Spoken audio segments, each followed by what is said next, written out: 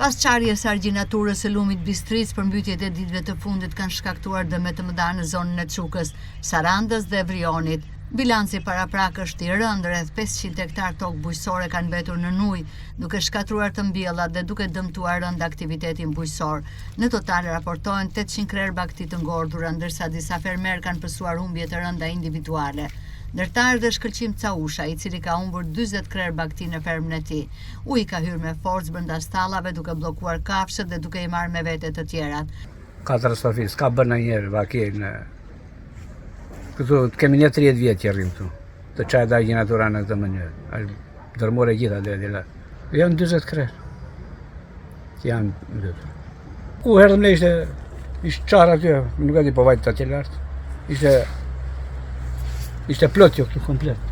Ishte deri aty, dhe e mbushur, nuk ishte mundësi. Argjinatura plot me ujë, atje o burra thash dalin vetë, se mund qajsh aty na merrte edhe ne bashkë. Çfarë do bëjmë? Ndonjë kompensim, ndonjë gjë? Ato nuk e dimë, ato i di shteti. Po na ndihmuan. Faleminderit, na ndihmuan pra. Faleminderit, çfarë do themi?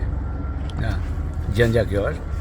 Përveç humbjeve në blegtori janë përmbytur dhe dëmtuar 15 magazina me misër, grur, elb dhe produkte të tjera bujqësore, çka ka shkatruar bazën ushqimore të fermave dhe ka rënduar edhe më shumë situatën e fermerëve të zonës. Fermerët apelojnë për vlerësim urgjent të dëmeve, kompensim dhe masat menjëhershme parandaluese, pasi situata rrezikon seriozisht vazhdimsinë e fermave të vogla dhe të mesme.